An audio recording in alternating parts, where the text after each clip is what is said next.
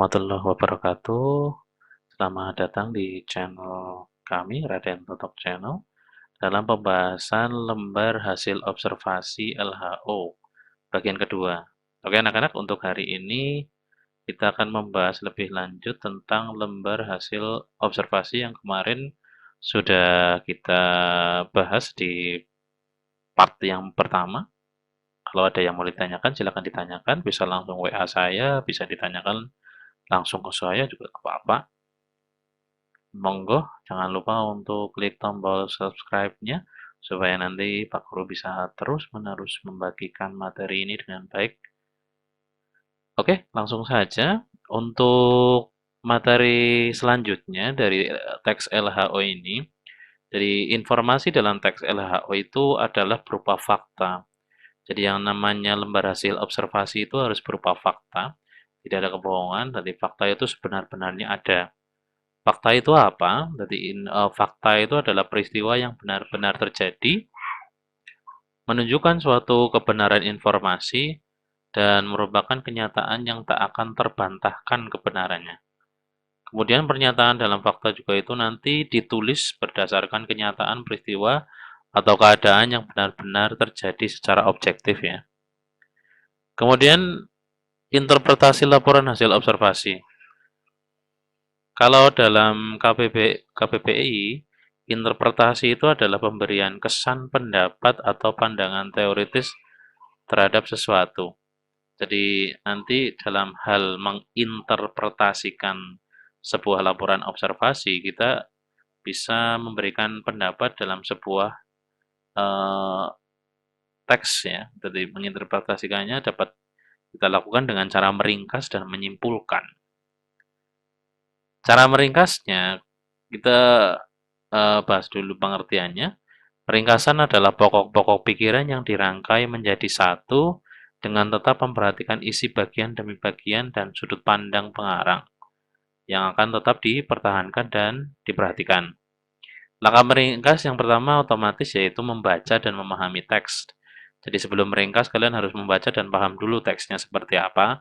Kemudian menemukan pokok-pokok informasi, kalimat utama, kalimat pendukungnya mana. Kemudian nanti dari kalimat-kalimat utama itu nanti disusun kembali berdasarkan teks pokok tersebut. Di meringkas itu urutannya masih sama seperti aslinya, cuma mungkin ada bagian-bagian tertentu yang dihilangkan ya. Kemudian cara membuat simpulan LHO, jadi simpulan itu adalah rumusan terakhir tentang sesuatu. Jadi simpulan disusun berdasarkan pemahaman atau penalaran terhadap keseluruhan isi teks. Jadi kesimpulan ini merupakan hasil dari pemahaman seluruh teks. Jadi tidak boleh hanya sepotong-potong ya. Kemudian nanti di materi pembuatan LHO itu harus ada strukturnya, jadi ada urutannya. Seperti yang ada di contoh sebelumnya tentang kebersihan ya. Itu ada yang pertama adalah pernyataan umum atau definisi. Jadi di sini seperti pendahuluan. Jadi contoh kemarin itu adalah kita membahas tentang sampah. Jadi pernyataan umum yang pertama adalah definisi sampah itu apa, jenis sampah-sampah itu artinya apa, kemudian di deskripsi bagian ya, klasifikasi sampah itu jenisnya ada apa, ada organik, anorganik, ada yang daur ulang, ada sampah plastik dan sebagainya. Kemudian ada deskripsi manfaat. Di contoh yang kemarin manfaat sampah itu ada yang bermanfaat, ada yang bisa digunakan untuk bahan daur ulang, ada yang bisa dijadikan bahan yang bernilai tinggi, ada yang dijadikan pupuk kompos, dan kemudian ada kesimpulan. Kesimpulan yang kemarin kalau kalian masih ingat, yang namanya sampah itu bisa digunakan dapat bermanfaat bagi manusia, juga dapat merugikan bagi manusia. Tinggal nanti manusianya bisa menggunakan lagi apa enggak ya. Kemudian kaidah kebahasaan LHO, jadi kebahasaan ya. Struktur bahasa dalam LHO itu yang pertama adalah memakai verba atau kata kerja. Jadi memakai kata-kata kerja. Kemudian ada kata benda atau nomina, ada afiksasi atau kata perimbuhan, kemudian kalimat definisi pengertian. Sampah adalah ini. Kemudian ada kalimat deskripsi. Deskripsi itu menggambarkan ya.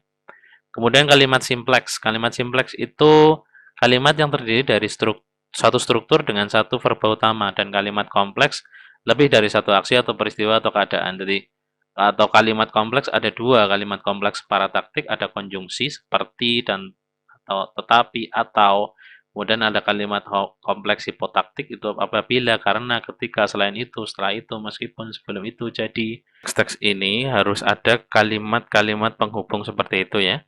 Jadi semuanya harus ada. Nanti untuk materi selanjutnya di pertemuan selanjutnya kita akan membahas tentang bagaimana membuat teks LHO yang baik dan benar. Jadi nanti kalian akan bersiap untuk menerima tugas membuat teks LHO ya.